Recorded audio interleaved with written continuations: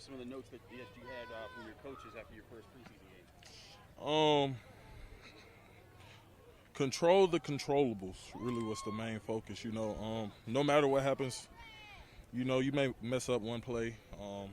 Things may not go your way. Just always continue on to the next play and, continue to be better. How did you feel? They left you in for a while. You played with almost every team. How did you feel your play kind of lasted throughout all that time? I actually feel like I played pretty well for the most part. A couple plays I wish I had back, but for the most part, I feel like I performed well. One thing that I was always wondering was, like, how is he going to do against speed rushers out here? And you went up against Nick Herbig a few times today and looked pretty good in that. How are you improving in dealing with different types of pass rushers? Speed really never was my issue. I love going against Nick just because that's my roommate. We sit down at the end of the night, watch our little clips. If we go against each other, we always, just talking smack to each other. So, it's a good rivalry between us. Love him to death. I love the way he plays. He plays with passion, so every time I get to go up against him, it's always a good battle. So, did he call for that? Did he want? A little bit. It's a little bit of both. It goes hand in hand both ways. So, what do you feel? Could you find anything that you learned when you were out there because of having to go against him that maybe helped you on Friday night? Not necessarily so much of going up against him, but probably I would say Marcus, just because me and Marcus used to, like when Marcus first got here, we always used to work together so much. I feel like he prepared me a lot since, the beginning of camp. So, it's always just a good matchup between us. I love to be able to go up against a vet like that.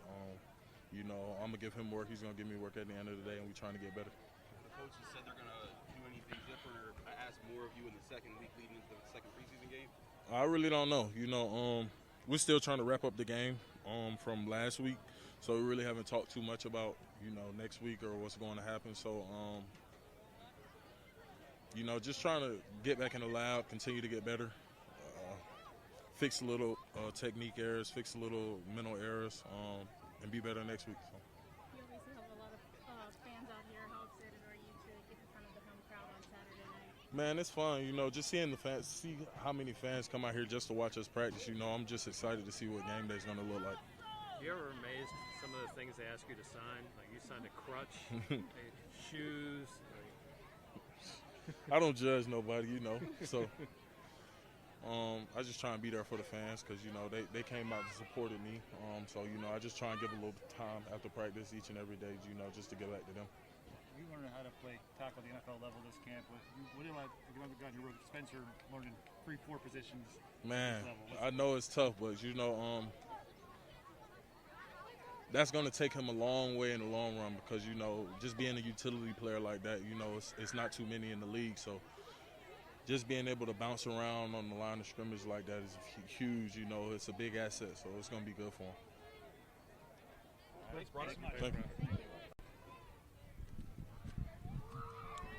Broderick, what were some of the notes that you had from your coaches after your first preseason game? Control the controllables really was the main focus. No matter what happens, you may mess up one play.